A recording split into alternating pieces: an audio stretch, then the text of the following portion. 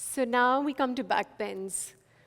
Backbends are one of my favorite things ever because first of all, there's so much openness, it just feels straight away like a lot of expression. Gives you a whole palette of having self-expression, something that I feel like is a very integral part to this whole dance of prana. Because for me, dance of prana is literally it's like the dance of energy. And one of my teachers says when the energy flows upward, it's called prana. When the energy flows downward, very grounded, it's called apana. Literally, backbends are that thing that give you that upward energy. It's a lot of expansion. It's a lot of creativity. Most creative people have that kind of posture. It just gives you this feeling of openness. So for me, this is something that I love, and I'm so happy that I can share it with you. So I'm going to do a few things that will help you open up your back, first of all. Secondly, a little bit of guidelines on how you can have backbends safely without dumping all your body weight into just one spot, only hinging on one spot, which to me is something that gives you back pain. So like trying to divide the backbend evenly through the whole body. And then third, I'll just show you a few of my tricks, few things that I like to do when I'm dancing, a few things that I learned from dancers that I'm really happy to share with you. So let's start a bit with the flexibility section and then get into the creative stuff. Start again with the lunge. The lunge is the most important position, whether you want to do splits or you want to do backbends. And strangely, those two things are connected. The more open you are through your hip flexor, the easier your split is going to be. The more open you are through your hip flexor, the easier you're going to find it to bend backwards, because this is where you're going to actually need all the flexibility. It's not the flexibility here. It's more flexibility in the front of your body, your hip flexors and your quadricep. So let's start here for a few breaths. You can tuck your toe in and start opening up the hip flexor. Stay for a few breaths.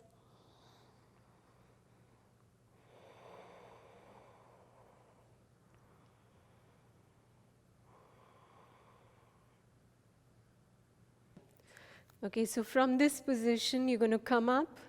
You're going to visualize a line moving from your right big toe, up your right knee, into your right hip flexor, going up your right side of the chest, into the tricep, going out through the index finger. And that whole line is your psoas line, which the more open it is, the more easier your back bends. So feel that extension up. Create that space between your pelvis and your ribs. Keep reaching upward. On each inhale, feel like you're creating that space. You can do a little bit of a spiral of your hand. Exhale back. Again, inhale. And exhale. 2 more breaths. Inhale. Exhale. 1 more breath. Inhale. Exhale. Come back. Now doing a little bit of a stretch for this side. So going a bit more lateral, reaching to this side. Stay there for 5 breaths.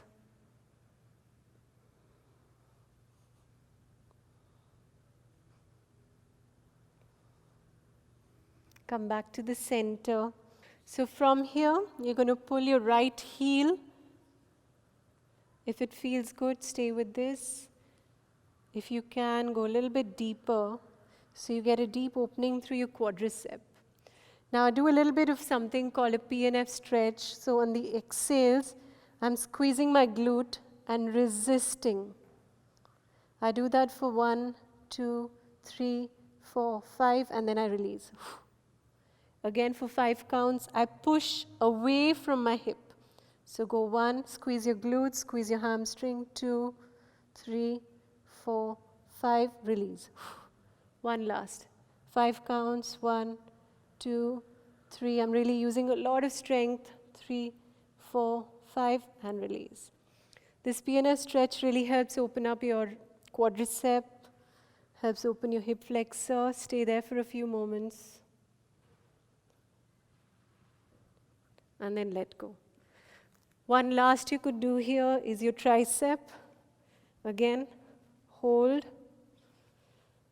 Stretch the right elbow up. Hold that for 5 counts.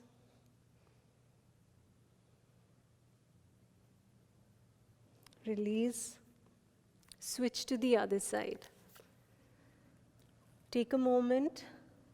Just maybe walk a couple of times side to side. Step the right leg front. So coming on to the left side, same stuff. Stick with the stretch. Let the hip flexor open up. Breathe into it.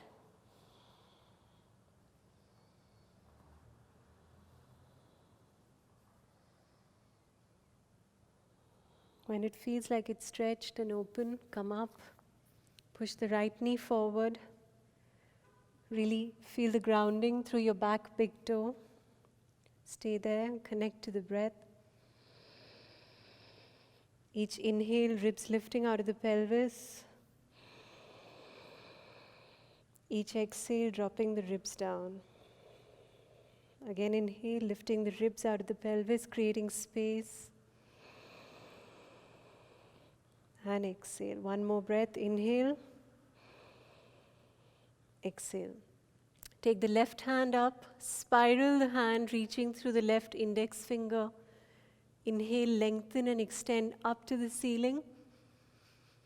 Ribs out of the pelvis. Exhale back. Inhale up. Exhale back. 3 more breaths. Inhale. Exhale. 2 more. Inhale. Exhale. 1 last inhale. Exhale. Come up, go to the side. Again, reaching through the index finger. Stay 5 breaths. 1. Exhale. 2. 3. 4. 5. Come up.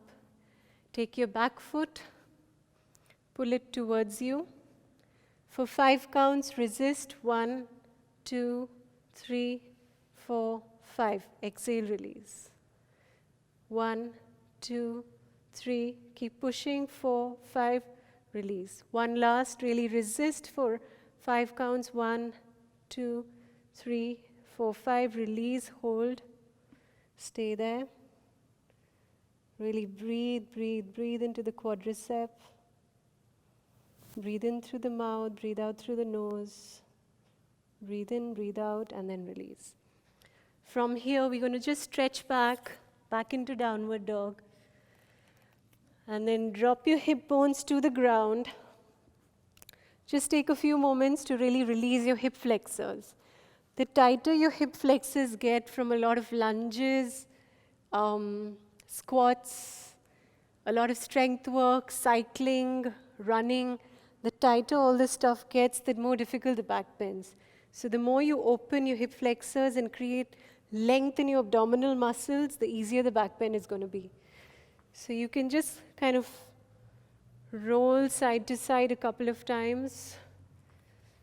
If you feel like you have pain in your lower back, do it from this position, more like a sphinx position.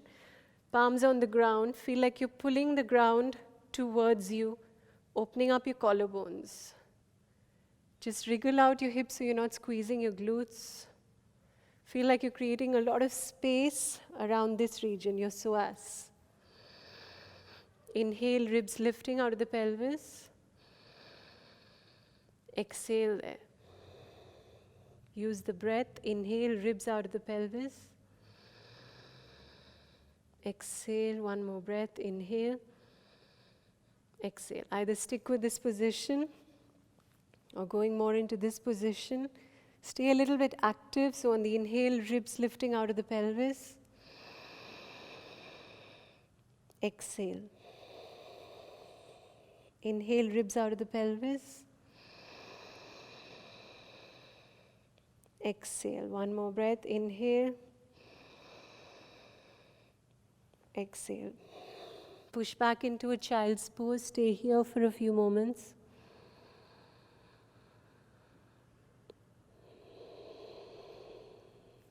We're going to come up into this position, also called the camel position, Ushtrasana. Since this This whole plan is more about the dance, more about expression. We're going to do a small movement-based drill. So you're going to grab your left quadricep or your shin, feel like you're swinging something across, go to the side. Drop, swing, go to the side, look up. Drop, swing, look up. Drop, suspend, and then release. Again, suspend, release. If your hair is open, it's a good time to do some hair flicks and up. One more. And up. Last one. And up. Release, sit back into child's pose, maybe big toes touching, heels apart. Reach forward with the chin. Stay here for a few breaths. Come back to a calm, relaxed breath. Your nervous system constantly bringing it back to a very relaxed space. Create space and extension again in your spine.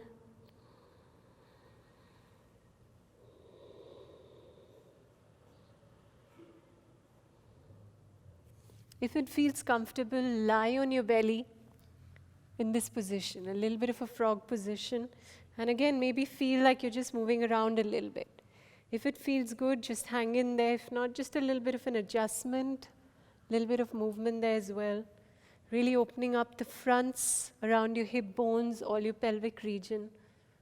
Stay here. And then again from here, push back. Let's just go back into that drill and go a little deeper. So this time, instead of just going side to side, you're going to go back and up, back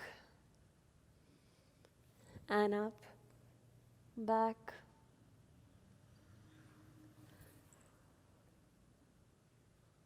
This is also really good to strengthen your quadriceps. Now, it looks like backbending is only about the back, but it's actually a lot of leg work. The stronger your quadriceps are, also, of course, the more open your quadriceps, the more open your hip flexors, the easier your back bend gets. But your legs are really the most important part of having a good, deep back bend, safe and supportive.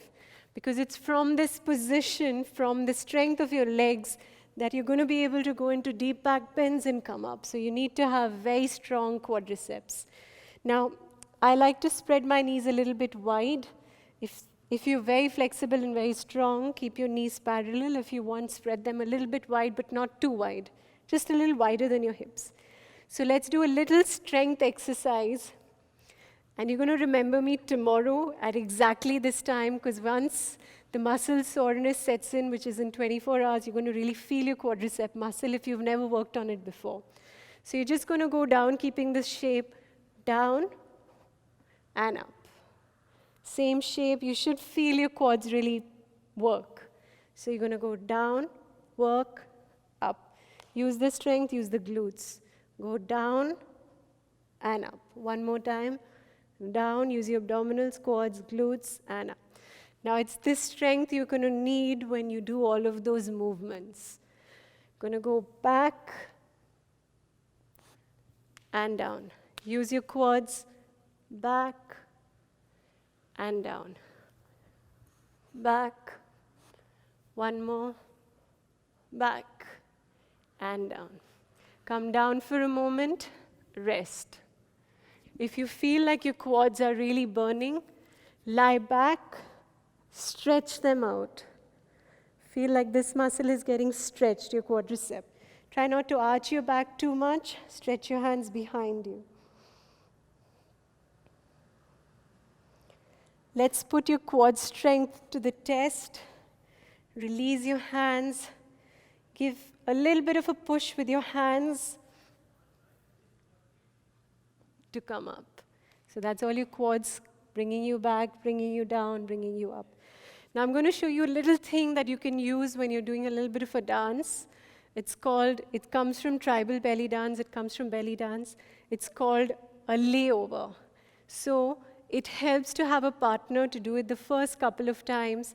Then when you feel confident, you can do it on your own.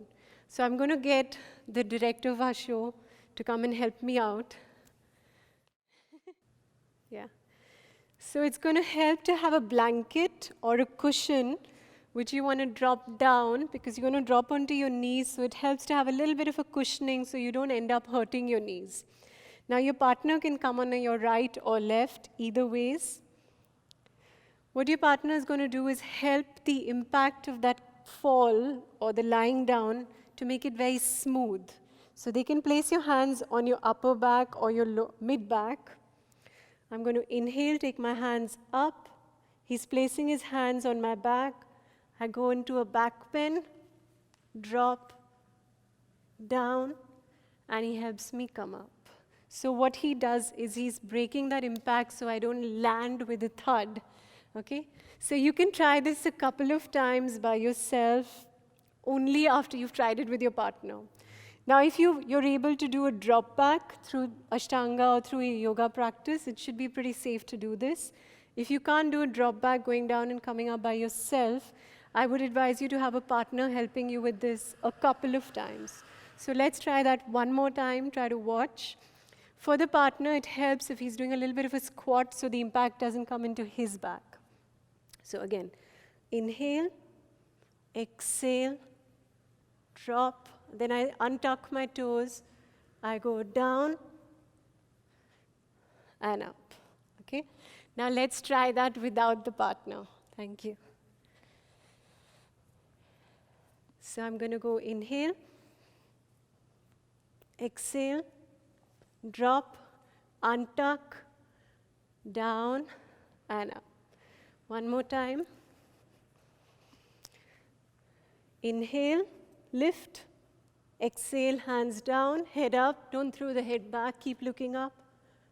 Drop the knees, feet tucked in, then point and up, okay? So now in this backbending position, there's so much you can do to incorporate it into the dance of prana. The one thing you can do is just circular movements, figure of eights here. So just, even if you can't do a back bend, just doing this, some spirals, some circles, some chest circles, some hand positions, head flicks with the hair open, looks really nice, figure of eights, just doing some stuff here. If you have the flexibility going down, coming up, going down,